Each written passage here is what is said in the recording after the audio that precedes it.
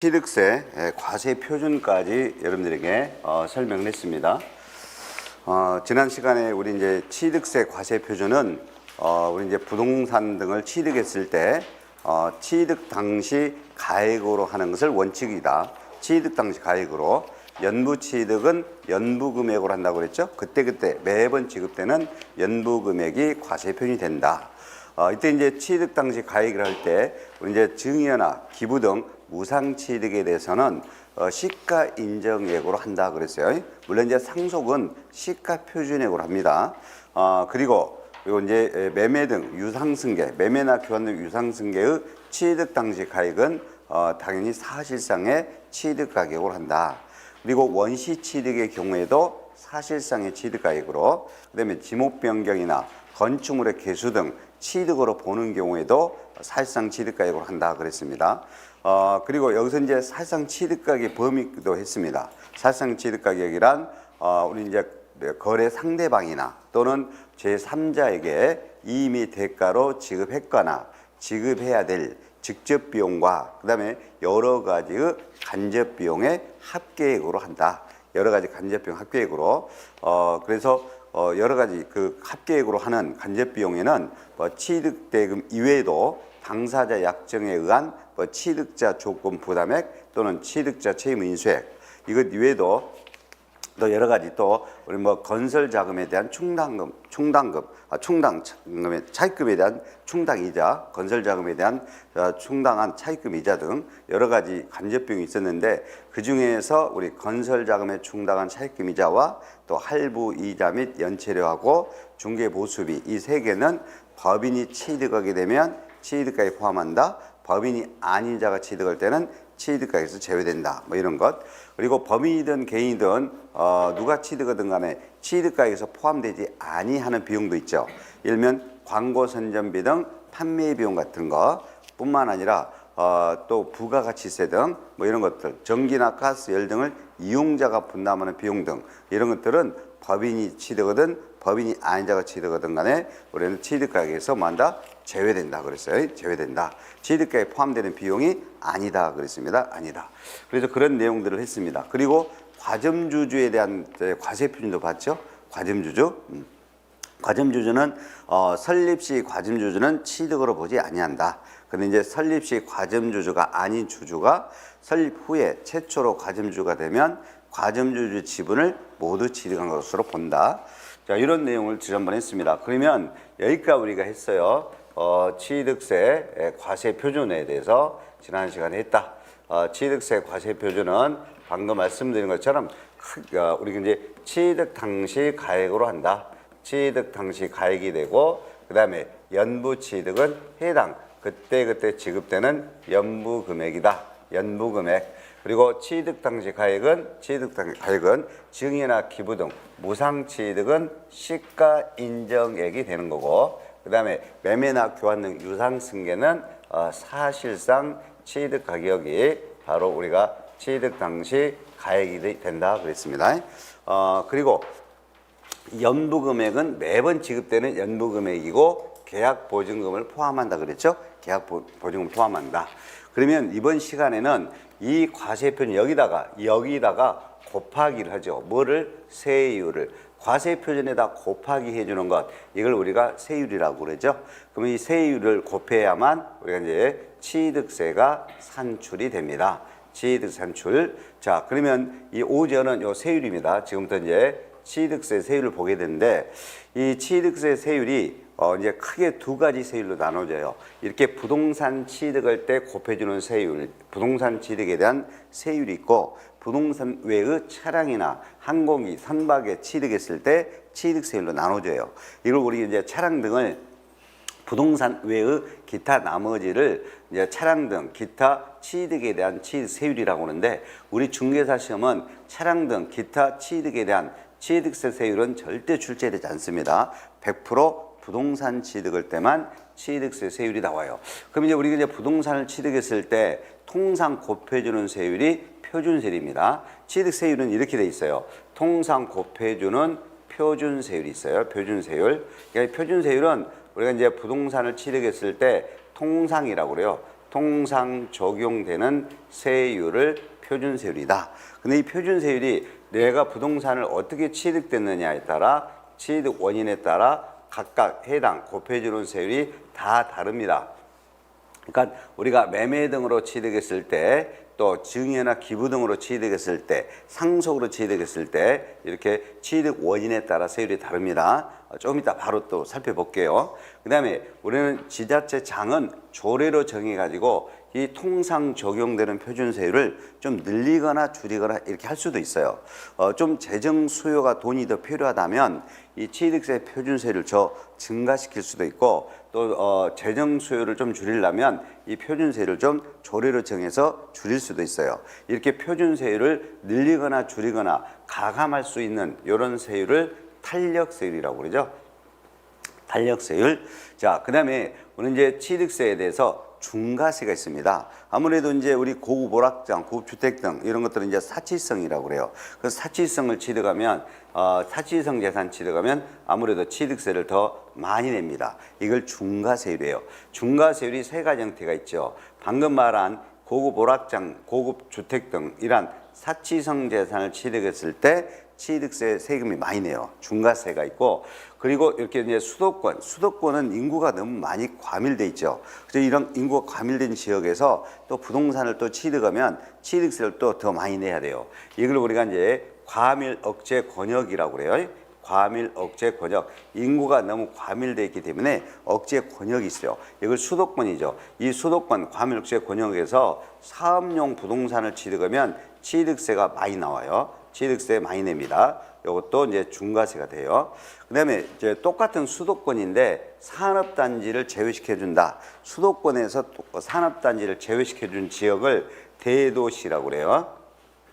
대도시에서, 그러면 아무래도 이제 대도시에서 법인입니다. 법인을 정의해, 법인이 어떻게 본점 등을 설립한다든지, 법인이 본점 등을 설립하거나 지점을 설치하거나, 그럼 본점 설립하거나 지점 설치가 되려면 뭐가 필요할까요? 부동산이 필요하죠. 그래서 또 이 부동산 취득에 대해서도 중과세가 됩니다. 그래서 취득세 중과세 대상은 세 가지 형태가 있다. 고급 오락장, 고급 주택 등 사치성 재산에 대해서 중과세가 있다. 과밀 억제 권역에서 수도권에서 사업용 부동산을 취득했을 때 중과세가 된다. 또 대도시에서 법인이 설립하거나 지점을 설치 등을 할 때, 또 부동산 취득할 때도 중과세가 있습니다.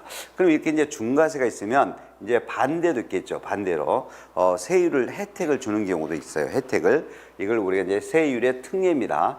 혜택을 주는 것은 세율의 특례라고 그래요. 특례. 근데 두 가지 특례가 있습니다. 자, 여러분들 건축물을 이쪽에 있는 건축물을 다른 쪽에도 옮겨요. 이걸 건축물의 이전입니다. 이전. 그러면 건축물 이전이 되면 종전식 건축물이 그대로 옮겨지게 되면 좀 세금을 좀 깎아줘요. 그래서 표준세율에서 빼주게 됩니다. 빼주게 돼. 2%를. 이 2%를 우리는 앞으로 중과기준세율이라고 그래요. 중과기준세율. 시험은 2% 빼준다 이런 말 안 써요. 중과기준세율을 빼준다라고 그래요. 중과기준세율은 2%를 말합니다. 2%. 이걸 빼주게 돼요.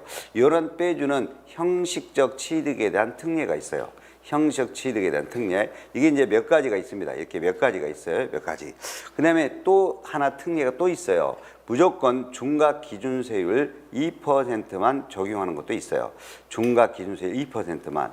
그러니까 중과기준세율 2%만 세금을 적용하는 것도 있어요. 취득세 세율을 중과기준세율 2%로만 세금을 계산해주는 이런 특례도 있어요. 이런 특례가 이제 우리 사실상 취득은 아닌데 취득으로 간주되는 것도 있죠. 건축물의 개수로 인한 것, 또 차량 등 종류 변경, 토지 지목 변경 이런 것들은 가액이 증가되면 사실상 취득은 아니어도 취득으로 보잖아요. 그래서 가액이 증가되어서 취득으로 보게 되는 그런 토지 지목 변경, 건축물의 개수 등 취득으로 간주라고 그러죠. 취득 의제로 간주되는 거, 요거는 2%만 세금을 부과합니다. 그래서 두 가지 특례가 있습니다. 두 가지 특례. 그리고 이렇게 세율이 좀 복잡하죠. 복잡하면 이제 우리가 중복되는 경우가 생길 수도 있어요. 하나 취득 물건에 대해서 세율이 중복될 수도 있죠. 그때 중복 등이 됐을 때는 세율을 어떻게 적용할 것이냐. 세율을 적용합니다. 세율 적용. 그래서 우리 이제 부동산 취득할 때 취득세 세율은 크게 이렇게 5가지 구조로 돼 있다. 그러니까 취득세 세율 그러면 이렇게 큰 틀을 여러분 생각해 줘야 돼. 그래야 여러분들이 세율이 틀리지 않습니다. 일단 다시 한번 간단히 말씀드리면 부동산을 취득하게 되었다. 그러면 통상 곱해주는 세율을 표준세율이라 한다. 표준세율은 내가 부동산을 취득할 때 매매 등으로 취득했느냐, 증여로 취득했느냐, 상속으로 취득했느냐에 따라 취득의 원인에 따라 그때 세율이 표준세율이 각각 다르게 적용한다. 그리고 두 번째 탄력세율이 있다. 지방자치단체의 장은 조례로 정하는 바에 따라 이 표준세율을 좀 가감 조정할 수도 있다. 세율을 좀 늘리거나 줄이거나 할 수도 있다. 재량적으로. 그다음에 중과세율이 있다. 표준세율에다 더 합쳐서 세금을 더 많이 내는 것을 우리가 중과세율이다. 세 가지 형태가 있다. 사치성, 과밀역세, 권역, 대도시.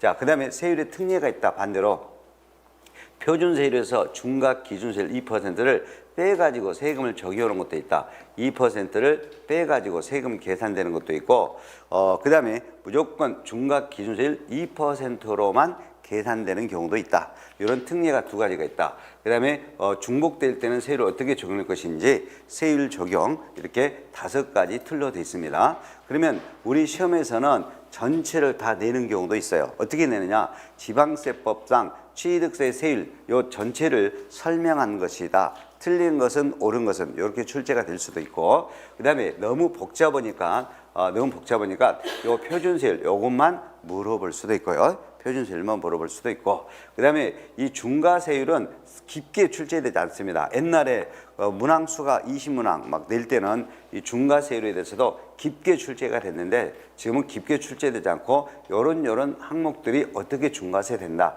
그런 흐름 정도로만 출제가 됩니다. 자, 그리고 요 세율의 특례로만 또 출제될 수도 있어요. 세율의 특례로 이렇게 출제됩니다. 표준세율에서 중과 기준세율 2%를 빼서 적용하는가. 요런 특례에 해당되는 것이 아닌 것 나와요. 그러면 밑에 거를 다 불어줍니다. 건축물의 개수 등 이걸 다 불어줘요. 건축물의 개수 등은 중과 기준세율 2%만 적용하기 때문에 그죠? 자, 그러면 지금부터 이제 하나씩 보겠습니다. 제일 첫 번째 뭘 봐야 될까요? 표준세율을 봐야 되겠죠? 제일 많이 출제된 것이 당연히 표준세율이죠. 표준세율. 자, 표준세율은 방금 말씀드린 것처럼 통상 적용되는 세율을 말하죠. 통상 적용된다. 앞으로 여러분들이 부동산을 취득하게 되면 통상 곱해주는 세율을 우리가 표준세율이라고 그러죠. 표준세율은 취득 원인에 따라 세율이 다릅니다. 이렇게 매매나 교환, 공매, 경매 등에 따른 유상승계로 취득하느냐, 또 유상승계로 취득할 때도 주택의 취득이냐, 농지 취득이냐, 농지 외의 토지나 상가 등을 취득하느냐에 따라 또 이 곱해주는 세율이 다릅니다. 달라요. 자, 그 다음에 또 그런 이제 상속으로 취득할 때도 세율이 다릅니다. 상속으로 인한 경우도 농지 취득이냐, 농지 외의 취득이냐에 따라 세율이 다르게 되는 것이고, 그 다음에 증여로 취득했을 때도 세율이 또 원시 취득했을 때, 내가 건물을 신축했을 때, 그 다음에 총유물이나 합유물, 공유물에 대해서 분할했을 때는 또 세율이 다릅니다. 이렇게 취득 원인에 따라 세율이 달라요. 그리고 뿐만 아니라 매매 등으로 유상 취득했을 때도 농지냐, 농지 외의 토지를 취득하느냐, 주택을 취득하느냐에 따라 또 세율이 다르게 되죠. 그래서 결론은 이렇게 이제 시험에 지문이 나옵니다. 부동산을 취득했을 때 취득 원인과라고 그래. 취득 원인과 그다음에 취득세 과세 대상. 취득세 과세되는 농지를 취득하느냐, 주택을 취득하느냐, 취득세 과세 대상에 따라 세율이 이 표준세율은 각각 다르게 적용한다. 이렇게 각각 다르게 적용되는 것을 차등 비례세율이라고 그러죠. 차등 비례세율이다. 그래서 차등 비례세율을 적용하는 것이지 혹시 시험 지문에서 초과 누진세를 적용한다 그러면 안 됩니다. 초과 누진세율을 절대 적용하는 거 아니에요. 초과 누진세율은 어떤 거냐면 여러분들 전기요금을 어떻게 계산하냐면 전기요금을 전기 사용량을 여러 개 구간으로 나눠요. 그래서 사용량이 많으면 많을수록 전기요율, 전기요금이 많이 나와요. 이렇게 세율을 적용하는 것은 구간으로 나눠가지고 높은 구간이면 세율을 높아지는 것, 이런 것을 우리가 초과 누진세율이라고 그러고, 그 다음에 이제 차등 비례세율은 비례세율인데 이제 차별을 둬가지고 비례세율이다 그래서 차등 비례세율이라고 그래요. 그래서 취득 원인과 취득세 과세 대상에 따라 차등 비례세를 적용하지 초과 누진세를 적용하는 것은 아닙니다. 그리고 당연히 우리는 취득 원인에 따라 세율이 달라야 되겠죠. 생각해 보세요. 매매로 취득하는 거하고 상속으로 취득하는 거하고 뭐를 더 세율을 더 많이 부과해야 되겠어요. 그죠? 취득세는 취득으로 인해서 재산을 증가를 얻게 되면서 세금을 부담할 수 있다. 그런 취지에서 부동산 등을 취득하면 취득세를 부과하는 겁니다. 그럼 이제 취득할 때 어쩔 수 없이 취득되는 상속 취득하고 그다음에 그냥 내가 내 능력으로 매매로 내가 취득하는 거하고 세율이 같으면 되겠어 안 되겠어? 안 되겠죠? 상속으로 취득할 때는 어쩔 수 없는 거잖아요. 내가 준비를 하지 않고 내 능력으로 취득하는 것이 아니라 어떤 이렇게 상속으로 인해서 사망으로 인해서 취득하게 되는 것이죠. 어쩔 수 없이.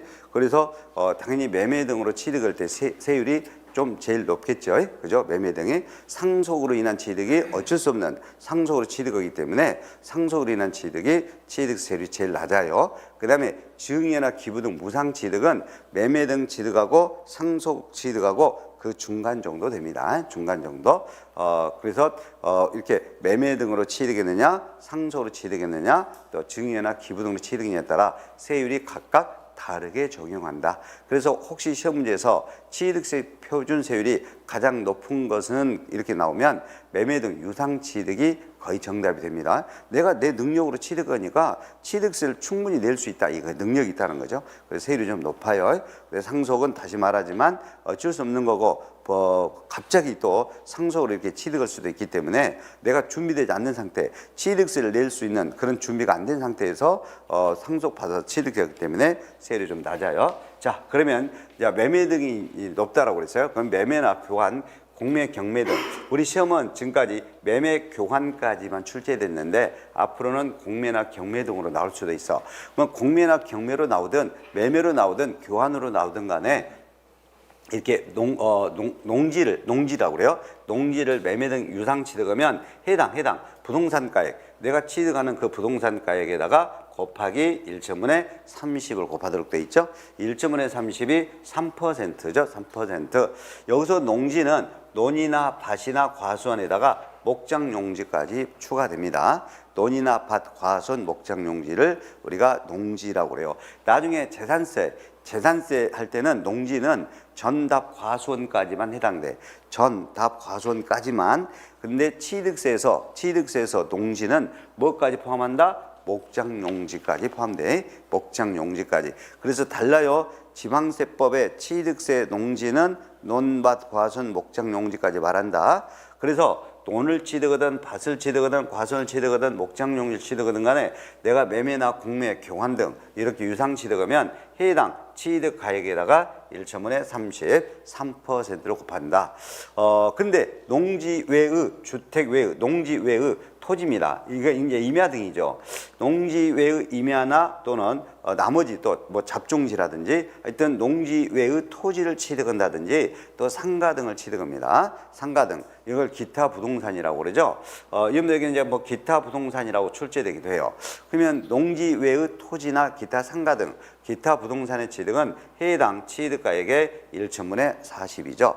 그럼 여러분들 매매 등으로 취득하면 이미 배웠어요. 취득세 과세 표준은 취득 당시 가액은 뭘로 한다? 매매 등 유상승계 취득은 사실상의 취득가격이죠. 사실상 취득가격. 그러면 사실상 취득가격이 내가 1억 원이라고 가정해 보겠습니다. 1억 원이다. 사실상 취득가격이 1억 원이다. 또 집에 가셔가지고 요 1억이 어떻게 해서 1억이 나왔는지 다른 사람한테 전화하지 마세요.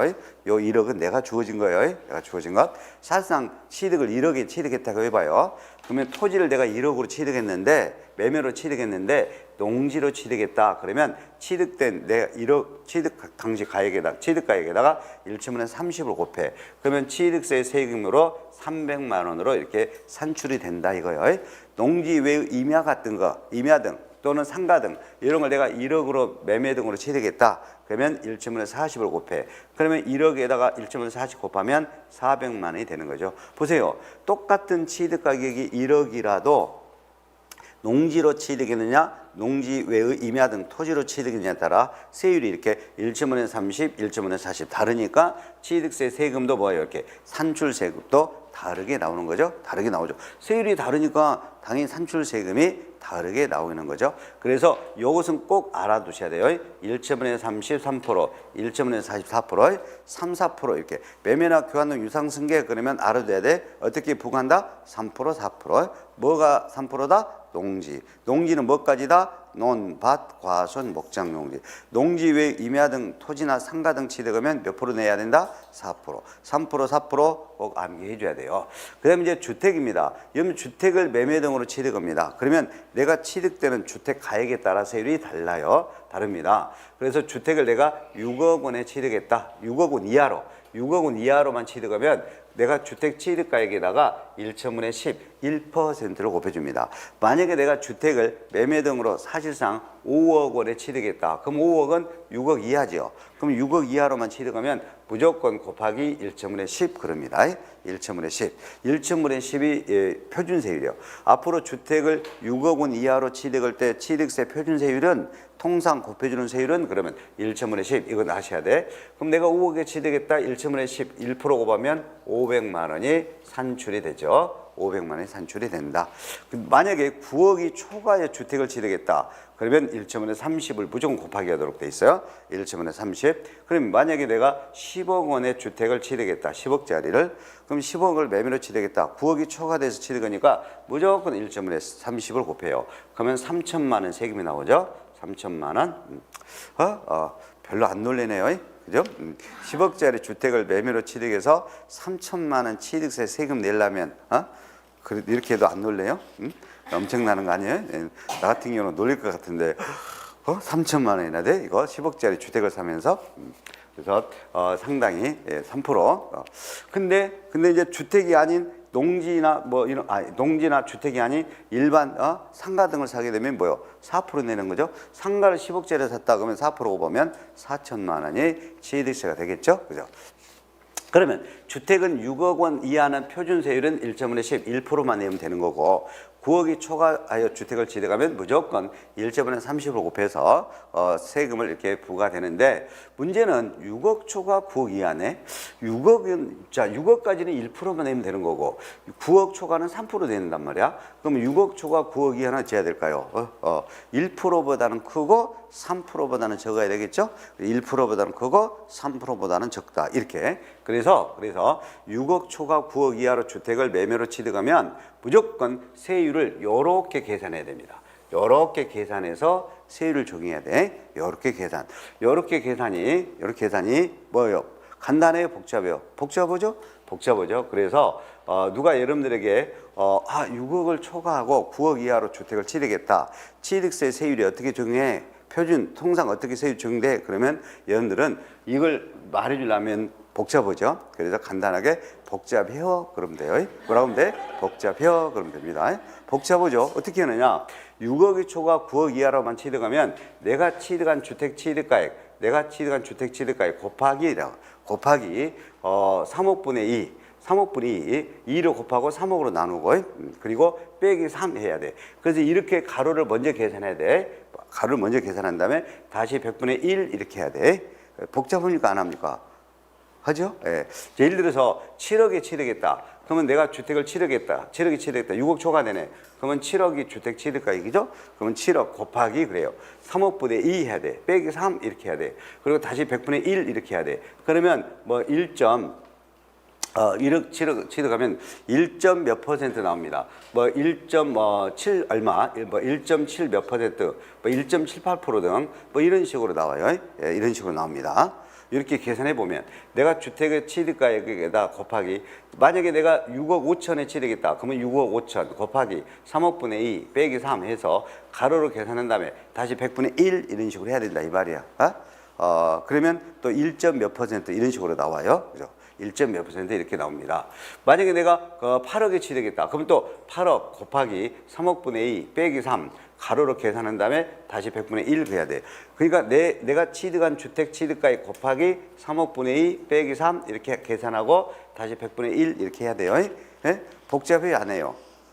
하죠? 예. 자, 자, 여러분들에게 이제 앞으로 주택을 매매 등으로 취득했다라고 할 때 세율을 물어봐요. 그러면 6억 이하로 주택을 취득했다면 여러분들은 1,000분의 10 1%를 적용한다 이렇게 하면 돼.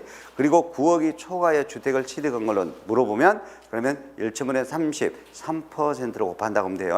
그리고 6억이 초과되고 9억 이하 금액으로 물어봐. 그럼 어떻게 해야 돼? 이렇게 말을 해줘야 돼. 그럼 이렇게 네가 당신이 취득된 주택 취득가에 곱하기 3억분의 2 빼기 3 이렇게 계산하고 다시 100분의 1로 합니다. 이렇게 말하면 상대방이 뭐라 그래요? 너 무슨 말이야 이거? 무슨 말이냐 한단 말이야.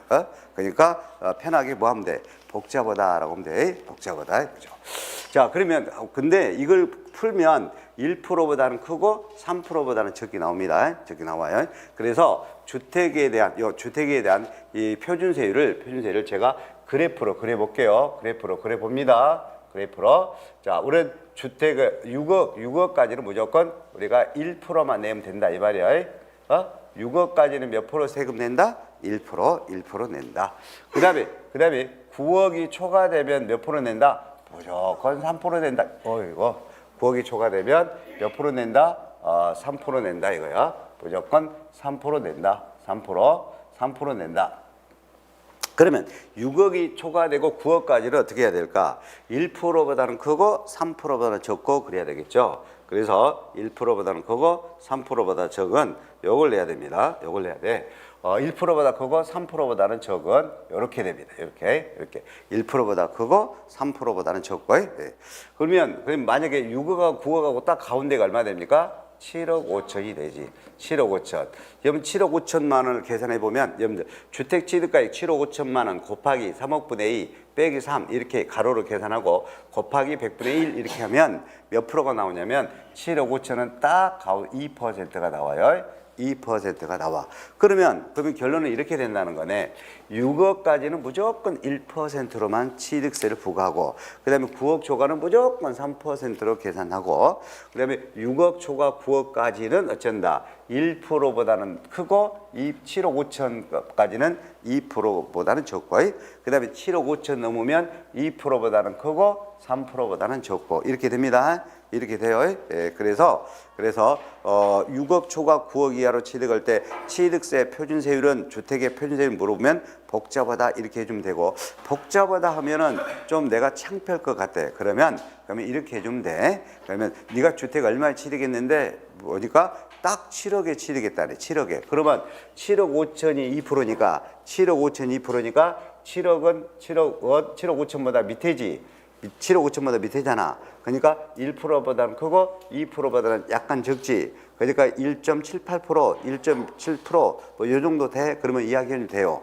무슨 말인지 알겠어요? 예. 그 다음에 만약에 8억에 취득했다 그러면 8억은 2% 넘어야지. 7억 5천이 가운데 2%니까 8억은 2% 넘어야 되겠지. 그럼 8억으로 취득했다 그러면 한 2.34%는 돼. 2.3이나 2.4% 정도 취득이 되면 돼. 이렇게 해주면 된다 이 말이에요.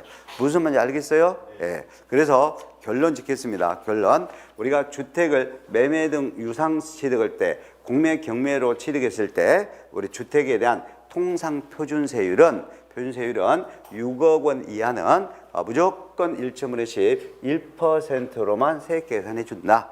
9억 초과 주택을 취득하면 무조건 3%로 세액 계산해 준다. 그리고 6억 초과 9억 이하까지는 뭐한다? 복잡하다. 이렇게 이 산식으로 세율을 계산한다. 이 산식으로 세율을 계산한다. 복잡하다.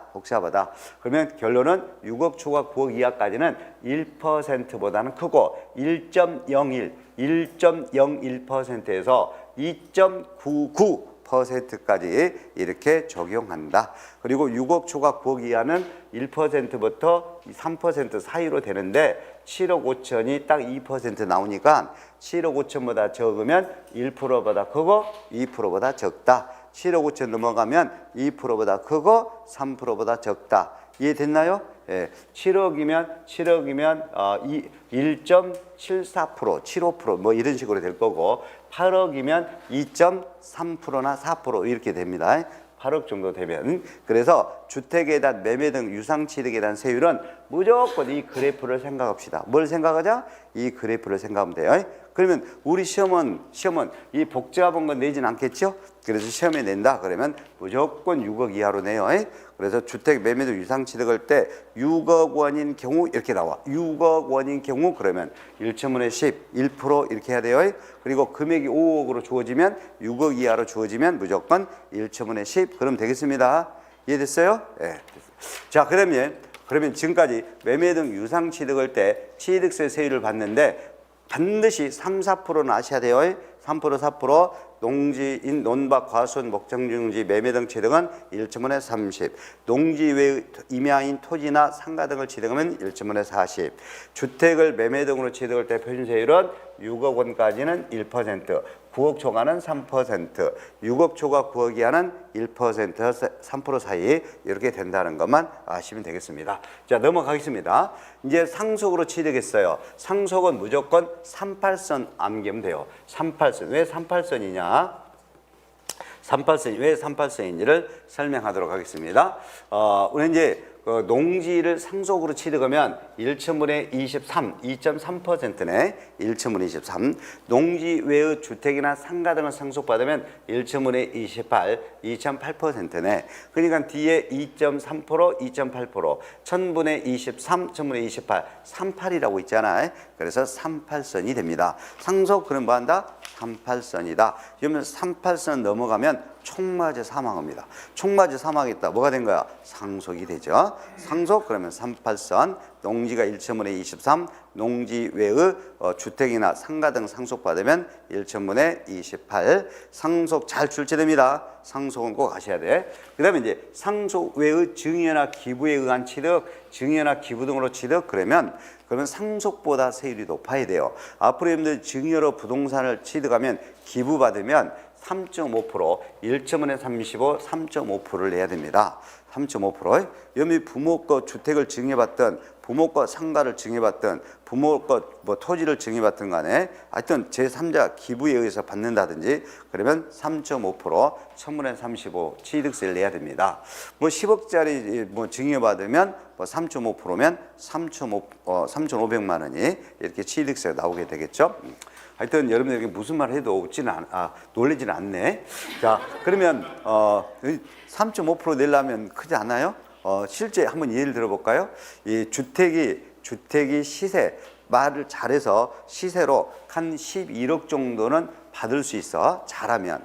근데 시가 인정액은 한 10억 정도 가네요. 10억 정도. 근데 공시된 시가 표준액은 8억으로 공시됐네. 8억으로 주택이 공시된 거고 부모가 가지고 있는 거 8억으로 공시된 거고 시가 인정액은 최근 거래된 시세는 시가 인정액은 10억이 되고 그 다음에 지금 잘하면 11억까지 팔 수 있네. 이런 주택을 나한테 증여를 해주더라 이거요. 그러면 작년까지 2022년까지는 공시지가인 시가 표준액 8억으로 취득세를 계산했단 말이야. 근데 올해부터는 뭘로 계산한다고 배웠어? 그래, 시가 인정액인 10억으로 최근 시세인 시가 인정액인 10억으로 계산한단 말이야. 그러면 10억에다가 1첨분의 35로 곱해봐요. 3.5% 곱해봐. 그러면 취득세가 얼마 나와? 3,500만 원이 나온다 이 말이야. 취득세만 3,500만 원 내야 돼. 그리고 취득세 세금에다가 농어촌 특별세와 지방교육세가 또 따라 붙어와요. 그러면 취득세 3,500에다가 농특세, 지방교육세 합치면 한 4,200만 원 정도 얼마 내야 된단 말이야. 4,200~300만 원 내야 돼. 여기다가 또 이전비, 법무사비도 들어가요. 이것저것 하다 보면 뭐가 얼마 들어가? 5천만 원이 들어가겠지. 5천만 원 정도. 그 다음에 또 뭐 또 따로 내야 돼. 증여세를 또 따로 내야 돼. 증여세가 또 몇 천만 원 될 수도 있어요. 증여세가 또 몇 천만 원 될 수도 있습니다. 그래서 취득세, 방금 취득세, 여러분들 그 10억짜리 증여받아가지고 시세 한 11억짜리 주택 증여받아가지고 한 취득세 3,500만 원 내려면 크지 않나요? 몇 번 말해도 안 놀라니까 넘어가겠습니다. 그다음 이제 근데 이제 증여받으면 이렇게 이제 3.5% 취득세를 내야 되는데, 근데 하필이면 사회복지법인이나 또는 이렇게 교회 등 사찰 등 이런 종교단체인 비영리 사업자가 이렇게 부동산을 기부로 취득하면 증여받으면 조금 낮아요. 1,000분의 28, 2.8% 내야 됩니다. 그래서 앞으로 무조건 사회복지법인으로 나와. 사회복지법인 등 비영리 사업자가 제3자 기부에 의해서 부동산을 취득 증여받으면 몇 프로 세금 낸다? 1,000분의 28, 2.8% 낸다. 보통 증여나 기부 등 취득은 3.5%, 비영리 사업자가 증여 기부로 부동산 취득하면 2.8%. 그 다음에 원시 취득. 시험은 원시 취득 이렇게 내지 않고 건축물의 신축 이렇게 내버립니다. 그 다음에 공유수면 매립 간척하여 토지의 조성 이렇게 나와요. 그러면 토지 조성이나 또는 건축물의 신축 이렇게 나오면 여러분들은 이제 원시 취득 형태에 해당되죠. 그러면 1,000분의 28, 2.8%를 내야 됩니다. 2.8%. 그 다음에 이제 분할이죠. 기존에 있는 거. 자, 총유물이나 합유물이 분할이다라고 그래. 또 공유물이 분할이다. 그러면 기존에 있는 공유물이나 합유물이 분할이 되죠. 분할이면 이제 쪼개진다는 거죠. 그러면 각자 지분으로 계산해야 돼. 각자마다 세율을 곱해줘야 돼. 각자 곱해주는데 어떻게 곱해주냐. 기존에 있는 걸 분할하기 때문에 1,000분의 23, 1,000분의 23, 2.3%를 곱해주게 됩니다. 이게 우리가 부동산을 취득할 때 취득 원인에 따라 각각 곱해주는 표준 세율이 되겠습니다. 표준 세율. 1,000분의 23, 1,000분의 28이 많죠? 분할 1,000분의 23. 각자 지분에다 각각마다 1,000분의 23을 곱해줘야 돼. 분할의 표준 세율 물어보면. 그 다음에 토지의 조성 원취득의 표준세율을 물어보면 1,000분의 28, 오케이? 그 다음에 사회복지법인 등 비영리 사업자가 증여나 기부받으면 1,000분의 18, 보통 증여나 부동산 기부받으면 1,000분의 35, 사회복지법인이 비영리 사업자가 증여 기부에 의한 취득은 1,000분의 28. 그래서 1,000분의 23, 1,000분의 28이 많아요. 상속 1,000분의 23, 1,000분의 28, 38선이죠? 38선, 오케이.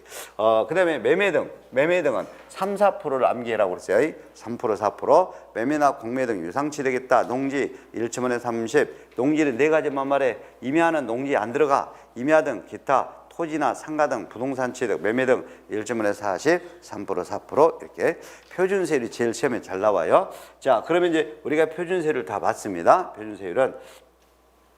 이 표준세율은 꼭 적어도 3개는 아셔야 돼. 다 몰라도 꼭 이 3개는 알아야 됩니다. 이거.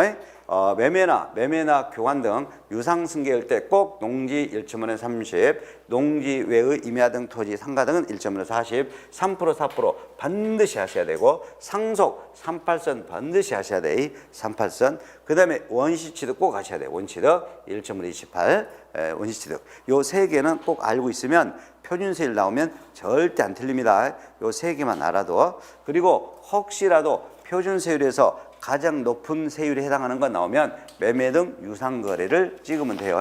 매매 등 유상거래가 표준세율이 제일 높다. 이렇게 찍으면 되겠습니다.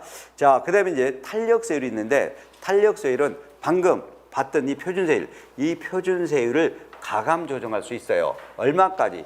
이 표준세율의 100분의 50 범위까지. 누가? 지자체장이. 뭘로 정해서? 조례로 정해서. 지자체장은 조례로 정하여 표준세율의 100분의 50 범위까지 얼마든지 세율을 뭐 할 수 있다? 가감 조정할 수 있다라는 것. 이렇게 표준세율, 탄력세율 좀 아시면 되겠고. 그 다음에 이제 우리가 중과세율이 있습니다. 중과세율이 있는데, 이 취득세 중과세는 사치성 재산 중과세가 있고, 또 대도시대, 과밀억제 권역 중과세가 있습니다. 크게 중과세는 3가지 형태가 있어요. 자, 사치성 재산 중과세가 있고, 과밀억제 권역의 중과세가 있고, 대도시 내 이렇게 중과세가 있습니다. 3가지 형태의 중과세가 있다. 그리고 여기서 우리가 중과기준세율이라고 나오는데, 중과기준세율은 무조건 1,000분의 20, 2%를 말한다라고 생각하시면 돼요. 중과기준세율은 1,000분의 20, 2%를 말합니다. 그러면 이 사치성 재산은 방금 봤던 표준세율에다가 더 합산이 됩니다. 이렇게 합산한다. 그래서 중과세율이 돼요. 그 다음에 과밀억제 권역에서도 사업용 부동산 등을 취득하면 이렇게 표준세율에다 더 합산하게 되니까 취득세 세율이 더 높아지겠죠? 높아진다. 중과세가 됩니다. 대도시는 표준세율의 3배를 한단 말이야. 표준세율을 갖다 3배나 이렇게 표준세율을 3배나 하기 때문에 대도시도 표준세율보다 세금이 많이 나오지. 표준세율을 3배를 하기 때문에 세금이 많이 나옵니다. 그래서 결론 우리 취득세 중과세는 세 가지 형태가 있다. 세 가지 형태. 사치이성 재산 중과세, 과밀국채 권역 내 중과세, 대도시 내 중과세. 자, 사치이성 재산에는 과거에는 별장도 있었습니다. 근데 3월 14일 날짜로 별장이 사치이성에서 제외되어서 해운제 골프장, 고급주택, 고급오락장, 고급선박 이렇게 네 가지만이 사치이성입니다. 네 가지. 자, 그 다음에 과밀국채 권역의 중과세, 대도시 중과세 차근차근 보겠습니다. 먼저 사치이성입니다. 사치이성 재산을 취득하면 이렇게 작살납니다. 엄청 작살나요. 방금 우리 표준세를 봤어요. 농지를 매매 등으로 취득하면 3%, 농지 외의 토지 등을 매매 등으로 취득하면 4%, 맞죠? 4%. 자, 그 다음에 상속으로 농지는 2.3%, 농지 외의 주택 등 상속은 2.8%, 원시 취득 2.8%, 2.8% 원시득, 그죠? 그 다음에 분할로 인한 거, 공유물 분할은 2.3%, 막 이렇게 했어요. 2.3% 이렇게. 그러면 이 표준세율에다가 더 합산해버립니다. 합산해버립니다. 중과 기준세율이 1,000분의 22%죠. 그럼 방금 중과 기준세율이 1,000분의 22%잖아요. 이 2%에 100분의 400, 4배라고 그래요. 100분의 400이면 4배입니다. 근데 시험은 4배라고 안 나와요. 100분의 400이라고 나옵니다. 그리고 2%라고 안 주어져요. 그냥 중과 기준세율이라고 그래. 그럼 여러분들 중과 기준세율은 2%로 생각해야 돼. 그 2%에 100분의 400, 4배를 면 8%입니다. 이 8%를 합산해버립니다. 8% 합산해버려. 그럼 예를 들어서 3%에다 8% 합치면 11%가 되고 4%에다 8% 합치면 12%가 되고 2.3%에다 8% 합치면 10.3%, 2.8%에다 8% 합치면 10.8%. 하여튼 요 표준세율에다가 더 합쳐준단 말이야. 중과 기준세율 2%에 100분의 400을 합쳐줘요. 합쳐줘. 8%를 더 합쳐서 세금으로 부과합니다. 이 표준세율에다가 이게 사치이성 재산이다. 네 가지를 꼭 아셔야 돼요. 네 가지 제목이 중에 골프장, 고급오락장, 고급주택, 고급선박 이 네 가지 이를 취득하게 되면 우리는 이렇게 세금을 8%를 더 보태서 낸다 이거야. 8% 보태서 낸다라는 것. 오케이. 그래서 이 별장이 제외됐다는 것만 또 더 중요해요. 별장은 제외된다. 별장이 써지면 이제 별장은 8% 보태는 거 아니에요?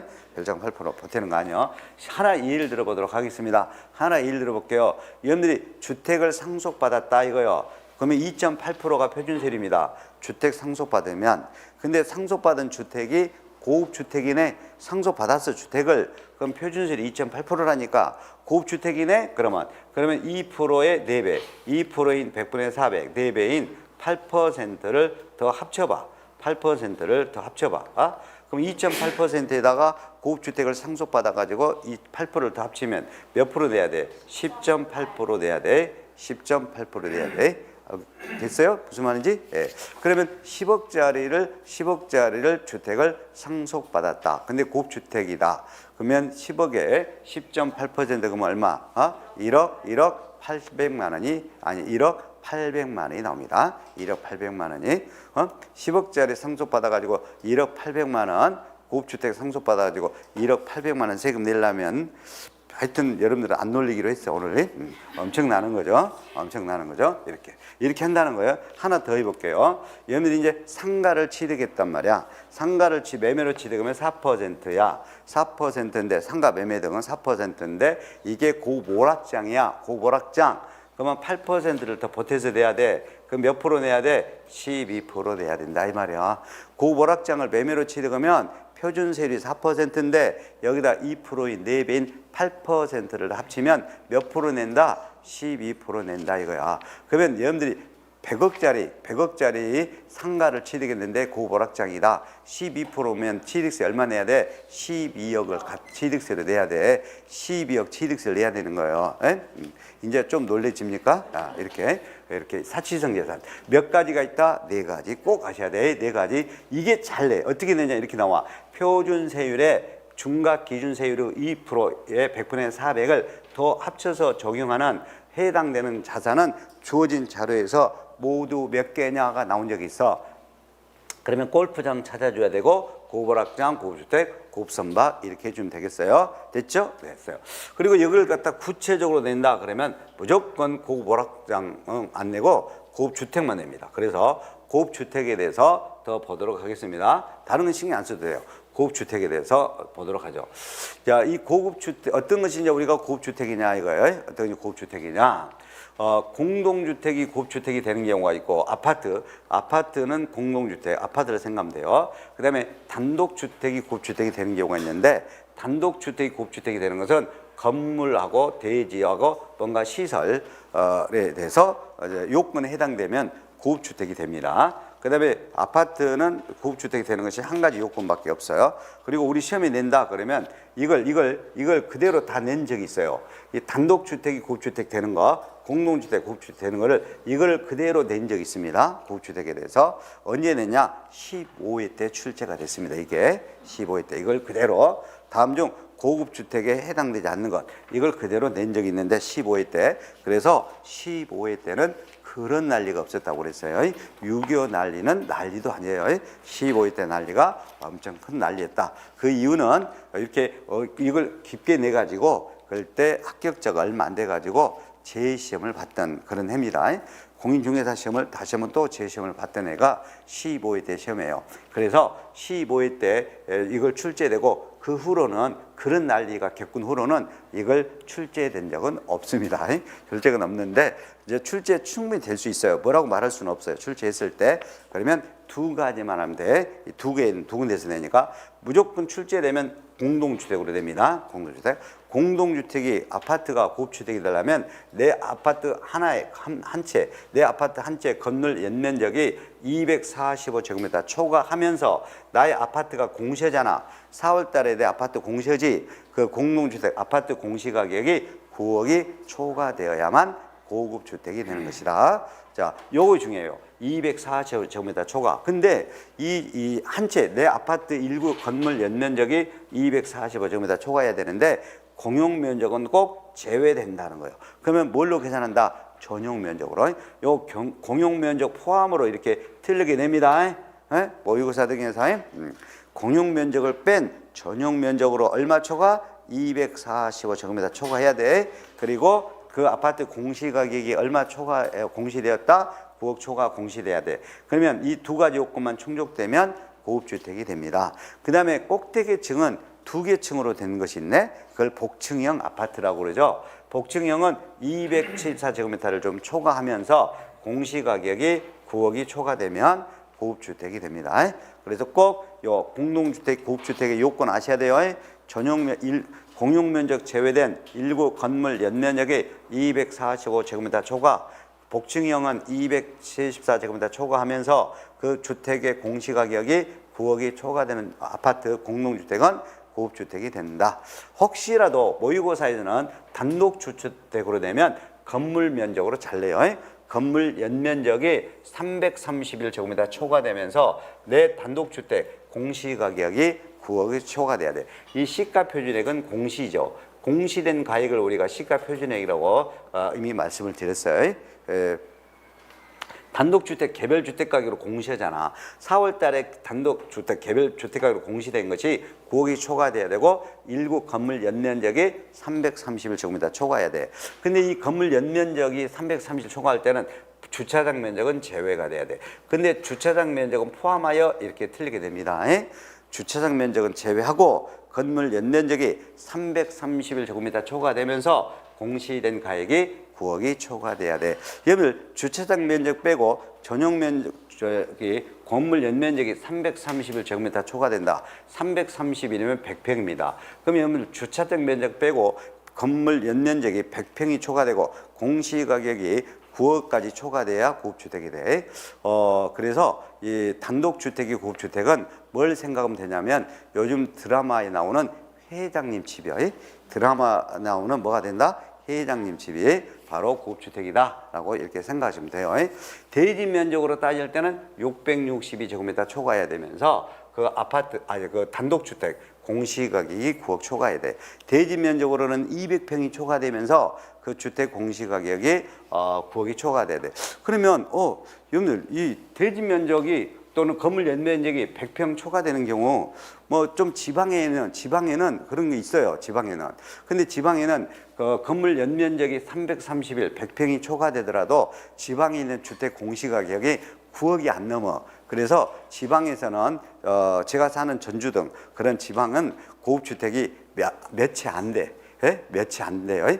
근데 수도권에 있는 것은 고급주택이 되는 경우 공시가격이 9억 초과 되는 주택은 엄청 많죠. 엄청 많은데 근데 뭐에 또 건물 연면적이 또 331까지 초과돼야 돼요. 이 두 가지가 다 충족돼야 돼요. 두 가지. 그래서 우리 단독주택이 고급주택이 되는 것은 그냥 여러분들 드라마에 나오는 누구지? 회장님 집이다. 회장님 집이다. 이렇게 아시면 돼요. 그래서 드라마를 보시면서 회장님 집이다. 와, 크게. 그러면, 이거는 고급주택이다. 이렇게 생각하시면 되겠어요. 오케이.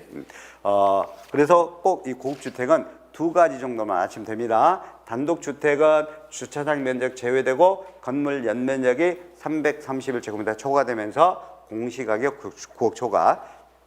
대지 면적으로는 662제곱미터 초과해야 돼요. 그 다음에 아파트가 무조건 낸다. 일부 공동주택, 일부 건물 연면적이 245제곱미터 초과되면서 공시가격이 9억 초과돼야 뭐가 된다? 고급주택이 되겠습니다. 자, 다른 것은 볼 필요는 없습니다. 다른 것은 절대 시험에 내진 않아요. 그 다음에 이제 과밀억제 권역의 중과세를 보겠습니다. 요건 제목 정도로만 우리가 알아두시면 되겠습니다. 제목 정도로만 과밀억제 권역을 수도권 내라고 생각하시면 돼요. 수도권 내를 말한다. 그러면 수도권에서 안에서 사업용 과세 물건을 취득하면 취득세가 중과세가 되는데 어떻게 중과세 되느냐? 표준세율이 조금 전에 뭐 3%, 4%, 뭐 2.3% 뭐 이런 거 표준세율이 있었잖아요.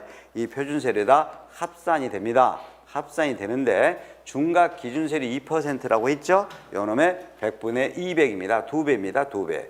그러면 2%의 2배니까 4%를 합산해줘요. 조금 지성재산은 2%의 100분의 400으로 됐죠?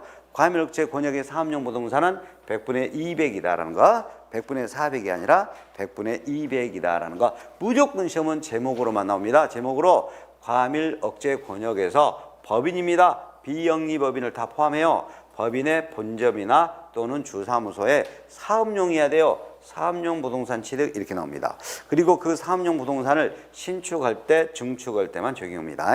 남의 거 승계받을 때는 적용 안 해요. 승계될 때는 적용 안 하고 내가 직접 신축하거나 또는 증축할 때. 그러니까 수도권인 과밀억제 권역에서 법인이 본점이란 말 또는 주사무소에 사업용으로 부동산을 신축하거나 증축하게 되면 이렇게 중과세가 됩니다. 2%의 100분의 400이 아니요 100분의 200을 합산해서 이렇게 중과세를 한다. 비영리법인을 포함한다. 비영리법인을 포함한다. 본점 주사무소에 사업용 부동산이다. 사업용 부동산이다. 신축한다. 증축한다. 그럴 때만 적용한다. 남의 것 승계취득은 제외된다. 남의 것 승계취득은 중과세 제외된다. 이 정도만 아시면 되겠어요. 이 정도만 아시면 되겠어요. 물론 이제 여기서도 뭐 산업단지나 또 여기서도 뭐 산업단지나 여기서 산업단지 등은 제외돼요. 산업단지, 공업지역, 공업지역, 공장 유치지역, 유치지역은 완다 제외됩니다. 중과세 제외, 중과세 제외. 당연히 산업단지나 공업지역, 공장 유치지역은 뭐한다? 중과세 제외가 돼야 돼요. 중과세 제외가 돼야 된다. 오케이. 자, 과밀억제 권역 넘어갑니다. 자, 대도시로 갑니다. 대도시로 가요. 이건 안 봐도 돼요. 안 봐도 됩니다. 자, 대도시로 간다. 대도시로. 자, 대도시에서도 부동산 취득하면 중과세가 되네. 여기는 그냥 부동산이요. 조금 전에 과밀억제 권역은 사업용이고 여기는 그냥 부동산입니다. 대도시에서 부동산 취득이다. 여기서 이제 대도시는 수도권 내입니다. 근데 수도권 내인데 산업단지만 제외된다라고 그래요. 수도권 내에서 산업단지가 제외된 지역을 우리는 뭐라고 그래? 이제 대도시라고 그래. 똑같아요, 그냥. 과밀억제 권역이랑 똑같습니다. 똑같은데 산업단지 하나만 제외된다. 그래서 대도시라고 그래요. 대도시라고 그래요. 그럼 대도시에서도 중과세가 됩니다. 어떻게 중과세 되냐? 좀 복잡하게 중과세를 합니다. 복잡하게. 요거를 일일이 암기 안 해줘도 돼요. 모의고사는 출제되기는 해요. 모의고사는 출제되더라도 우리가 모의고사 100점 맞았다고 그래서 나한테 상 주는 거 아니야. 그러니까 모의고사는 모의고사에서 내가 20점만 맞았다고 그래서 나한테 뭐라고 하진 않아. 내 기분만 나쁠 뿐이야. 기분만 안 좋을 뿐이지. 누가 뭐라고 안 해요. 뭐라고 안 하니까. 그래서 모의고사만 나올 뿐이니까 이거는 그냥 대도 산업단지 수도권에서 산업단지를 제외된 대도시에서도 부동산이 취득되면 취득세 적게 낸다, 표준세율보다 더 많이 낸다, 표준세율보다 더 많이 낸다, 더 많이 낸다 이렇게 하시면 돼요. 근데 더 중요한 건 이거 중요한 거야. 이거 대도시에서는 이게 중요해. 이게 중요해요. 다음의 세 가지는 중과세 제외된다는 거예요. 다음의 세 가지는 중과세가 제외된다는 것이죠. 세 가지는 중과세 제외된다는 것. 산업단지는 무조건 중과세 제외되는 것 이해됐습니다. 자, 그리고 여러분들 물어볼게요. 할부 금융업도 있고 의료업도 있고 보험업도 있고 은행업으로 또 출제되기도 해요. 은행업도 있어요. 대답 잘해주세요. 생각 잘하시고. 할부 금융업이나 은행 등 금융업이 있어요. 은행업이 있고 또는 큰 대형 병원이 있어. 큰 대형 병원 등 의료업은 자 시골 산골에 새 집이 살고 있는 거기에 꼭 필요해. 큰 도시에 필요해. 큰 도시에 필요하죠. 나는 의료업이나 큰 대형 병원 의료업이나 할부 금융업이 은행업이 시골 새 집만 사는 시골 산골에 새 집만 사는데 필요하다고 말할까봐 가슴이 조마조마했네. 어디에 필요하다? 큰 도시에 필요하게 되는 거지. 그러니까 큰 도시에 필요하기 때문에 어쩔 수 없이 큰 도시에 필요한 이러한 업종은 중과세를 받는다? 제외한다 이거예요. 이걸 우리가 도시형 업종이라고 그래요. 뭐라고 그래요? 도시형 업종. 큰 도시에 필요한 업종입니다. 그러면 여러분들 백화점은 큰 도시에 필요해? 시골 새 집에 사는 데 필요해? 큰 도시에 필요하지. 그래서 백화점의 영업장도 우리가 중과세 안 하는 거야. 왜? 큰 도시에 필요하니까. 그럼 큰 도시에 꼭 필요한데 중과세 해버리면 그러면 이런 업종은 어디로 가라고? 시골 산골로 가라고? 그래서 우리는 도시에 필요한 업종은 중과세 제외됩니다. 제가 3개 업종 정도만 써놨는데 할부, 금융업, 의료, 은행업 정도 뭐 이런 정도인데 근데 많아요. 많습니다. 20몇 가지 업종이 있어. 20몇 가지. 그거 다 절대 할 필요 없어. 우리 중개사 시험은 거의 의료업으로 잘 내. 은행업이나 할부, 금융업 정도 이런 정도. 그리고 나머지 하여튼 여러분들 생각한 건데 도시에 필요해? 이런 업종은 그러면 중과세 제외된다 이렇게 하시면 돼요. 도시에 필요한 업종은 중과세 제외된다 이렇게 하시면 되겠습니다. 자, 그 다음에 동그란 3번입니다. 여러분들 직원에게 사원에게 분양하거나 임대 목적이란 말이에요. 주거 목적 부동산이야. 근데 1구 건물 연면적이 이게 중에 60제곱미터 이하라는 거지. 그러면 1구 연면적이 60제곱미터 이하인 사원에게 분양하거나 직원에게 임대 목적인 사원 주거용이라 사원 직원들 사원 주거 목적의 부동산은 사원용 공동주택이요. 1구 연면적이 60제곱미터 이하 이런 것도 중과세를 받는다? 제외돼. 자, 중과세 제외되는 거 뭐 제외했다? 산업단지. 그 다음에 도시에 필요한 업종인 할부, 금융업 등 또 1구 연면적이 60제곱미터 이하인 사원용 공동주택 및 그 부속 토지는 중과세만 한다? 제외한다. 그럼 지금까지 우리가 취득세 중과세를 받습니다. 취득세 중과세를. 자, 그러면 이제 세율의 특례를 봐야 되겠습니다. 세율의 특례. 다른 거 안 해도 돼요. 자, 세율의 특례. 취득세 세율의 특례를 봐야 되는데 이 특례 부분은 좀 시간 쉬었다가 제가 다음 시간에 설명해 드릴게요. 일단 이 시간에 제가 취득세 세율을 전체적인 걸 설명했습니다. 취득세 세율 확인만 하고 바로 쉴게요. 취득세 전체적인 세율은 부동산 취득에 대한 세율만 출시한다고 그랬어요. 그래서 통상 곱해주는 세율이 뭐가 된다? 표준세율. 표준세율은 취득 원인에 따라 세율이 이렇게 각각 다르게 적용했습니다. 차등 비례세율, 그죠? 그 다음에 우리는 또 가감 조정할 수 있는 뭘 봤다? 탄력세율을 봤습니다. 표준세율의 100분의 50 범위 내에서 가감할 수 있다. 조례로 정해가지고 됐어요. 그 다음에 무엇도 봤다? 중과세를 봤다. 중과세는 세 가지 형태가 있었네요. 세 가지 형태가 표준세율에다가 합산한다. 중과 기준세율 2%에 100분의 400을 합산해주는 뭐가 있다? 사치성재산 중과세가 있다. 그 다음에 표준세율에다 합산해주는데 중과기준세율 2%의 2배, 100분의 200 2배인 4%를 합산해주는 것도 있다. 이게 과밀 억제 권역의 법인의 본점 주사무소의 사업용 부동산 등 취득에 대해서는 이를 적용한다. 그리고 그다음에 또 우리 대도시 내에서 법인의 설립, 설치, 전입 등 하여튼 대도시 내에서도 부동산 취득에 대해서도 중과세를 적용한다. 그리고 이러한 산업단지 등 이런 것들, 도시에 필요한 업종, 의료업 등 이런 것들은 또 중과세에서 제외된다. 이런 내용들을 했습니다. 그러면 우리 이제 요 세율의 특례가 있는데 세율의 특례를 하기 전에 요 하나만 하고 쉬겠습니다. 우리 이제 요런 경우가 있어요. 법인의 주택 유상 주택 취득 등에 대한 취득 등 중과세가 있습니다. 법인의 주택 취득 등 중과세가 있는데 법인의 주택 취득 등 중과세는 그래서 요 정도만 좀 아시면 되겠어요. 다 할 필요는 없습니다. 다 할 필요 없어. 법인이 유상거래라고 그래요. 꼭 유상거래, 매매 등 유상거래로 주택 취득해요. 주택 취득입니다. 주택 취득한다. 그러면 법인이 매매 등 유상거래로 주택을 취득하면 이렇게 하도록 되어 있습니다. 표준세율에다가 여기서 이제 표준세율은 무조건요. 따지지 말고 1,000분의 40입니다. 1,000분의 40, 4%. 무조건 이 표준세율 4%, 1,000분의 40을 표준세율로 하고 여기다가 중과기준세율 2%죠.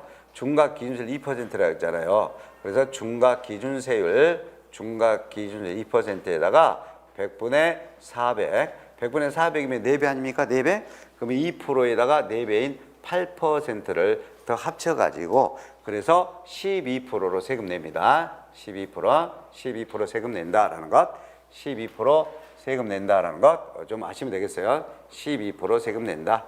자, 법인이 매매 등 이렇게 유상거래로 주택을 취득했다. 그러면 표준세율을 1,000분의 40으로 한다. 여기다가 중과기준세율이 2%죠. 2%에 100분의 400인 8%를 합쳐서 몇 프로 세금 낸다? 12% 세금 낸다. 12% 세금 낸다. 그 다음에 이제 법인이 아닌 경우입니다. 법인이 아닌 경우로서 유상거래 주택취득입니다. 유상거래 주택취득입니다. 주택취득인데 이제 법인이 아닌 경우죠. 법인이 아닌 경우인데 먼저 조정 대상 지역에서 주택을 취득합니다. 자, 조정 대상 지역은 지금은 이제 서울특별시만 해당됩니다. 서울특별시만 해당돼요. 조정 대상 지역이 지금 현재는 주택법에 따른 조정 대상 지역이라고 그래요. 조정 대상 지역에서 주택 취득이에요. 유상 취득해야 돼. 주택 취득으로 이 사람이 1세대 2주택이 됩니다. 1세대 2주택. 조정 대상 지역에서 주택을 취득하여 2주택이 됩니다. 그러면 결론은 기존의 주택이 한 채가 있는데 또 하나 주택을 취득해서 조정 대상 지역에서 주택을 취득하여 몇 개가 됐다고? 2주택이 됐다 이 말이야. 2주택이 됐다. 그러면 그냥 표준세율이 이미 설명한 것처럼 4%가 무조건 표준세율이요. 표준세율에다가 중과기준세율 2%인데 2%에 100분의 200입니다. 100분의 200, 2배. 그러니까 4%를 더 합산해가지고 8% 세금을 부과합니다. 조정 대상 지역에서 주택을 매매 등 유상거래 취득하여 1세대가 2주택이 됩니다. 1세대 2주택이 돼. 1세대 2주택은 몇 프로 세금 낸다? 표준세율 4%에다 2%에다가 2배를 보태서 8% 냅니다. 지금 여러분 주택을 한 채가 있는 상태에서 서울특별시 조정 대상 지역에서 주택을 또 매매 등으로 또 하나 취득하게 된다니까? 그러면 1세대가 몇 개가 돼? 한 가족 1세대가 몇 개가 돼? 2개가 되지. 그러면 몇 프로 취득돼야 된다고? 8% 취득돼야 됩니다. 8% 돼야 되는데 여기서 단서가 있습니다. 단 일시적 2주택은 제외됩니다. 일시적 2주택은 이렇게 8% 세금에서 제외돼요. 표준세율로 부과해. 1세대 2주택은 일시적 2주택은 제외됩니다. 8%에서 제외돼. 여기서 일시적 2주택은 취득한 후 신주택을 취득한 후 3년 안에 종전의 주택을 양도할 때입니다. 이거는 종전주택을 3년 이내 양도해야 됩니다. 3년 이내 양도해야 돼. 3년 안에 양도해야 돼. 그러니까 여러분들이 조정 대상 지역에서 주택을 매매 등 유상치대에서 1세대 2주택이 되면 8% 취득세를 내야 되는데 근데 일시적으로 2주택이 돼서 3년 안에만 종전의 주택을 팔게 되면 새로 취득되는 조정 대상 지역의 1세대 2주택도 8% 세율을 적용 안 해. 8% 세율을 적용 안 하고 6억 원까지는 1%, 6억 초과 9억까지는 1%에서 3%, 9억이 초과되는 것은 3% 이렇게 3년 양도하는 것은 제외된다는 것은 이렇게 중과세에서 제외된다는 거야. 표준세율로 적용한다는 거야. 표준세율로. 만약에 3년 안에 종전의 주택을 못 팔아먹으면 그러면 이렇게 8%로 중과세 해가지고 취득세를 가산세까지 합쳐서 추징합니다. 추징해요. 결론은 조정 대상 지역에서 주택을 취득하여 1세대가 2주택이 되면 어쩐다? 취득세 몇 프로 낸다? 8% 낸다. 8% 내는데 일시적인 2주택은 8% 세금 내지 않고 표준세율만 낸다. 여기서 일시적인 2주택은 조정 대상 지역에서 주택을 취득한 후 몇 년 안에? 3년 안에 뭘 팔면 된다? 종전의 주택을 팔면 8% 세금이 부과되지 않는다. 아시겠죠? 예. 그리고 또 이것 외에도 쭉쭉 있어요. 쭉쭉 있는데 다른 것으로는 출제되지 않으니까 이 두 가지 정도만 요 정도만 하시면 돼요. 요 밑에 걸 더 추가냈다. 그놈은 진짜 또 나쁜 놈이다. 그러니까 요 정도까지만 알아두시면 되고 그다음에 전부 다 이게 1억 원이 초과돼야 돼. 1억 원은 제외라 1억 이하는 제외라고 써라요. 1억 원 이하는 제외. 1억 원 이하는 중과세 제외. 1억 원 이하는 중과세 제외됩니다. 1억 원 이하는 뭐 한다? 중과세 제외된다. 이렇게 하시면 되겠습니다. 자, 그래서 확인만 하고 법인이 매매 등 유상거래로 주택을 취득했다. 그러면 1억 원 이하는 제외되고 1억을 초과해 취득했다. 그러면 표준세율 4%에다가 2% 중과기준세율의 100분의 400인 8%를 더 합쳐서 몇 프로 낸다? 12% 낸다. 오케이. 그 다음에 법인이 아닌 자라도 주택을 유상거래를 했다. 유상거래를 했는데 매매 등으로 주택을 취득하여 조정 대상 지역에서 주택을 취득하여 1세대 2주택이 되면 표준세율 4%에다 2%의 2배인 4%를 더 합쳐서 8% 세금을 내야 된다. 조정 대상 지역에서 유상으로 주택 취득하여 1세대 2주택이 되면 8% 세금을 내야 된다. 근데 일시적인 2주택은 제외해 준다. 여기서 일시적인 2주택은 조정 대상 지역에서 주택을 취득된 후 몇 년 안에 3년 안에 종전의 주택을 팔면 그냥 1%에서 3% 표준세율로만 적용한다. 아시겠죠? 예. 여기 정도만 하시면 되겠습니다. 좀 쉬었다 하겠습니다.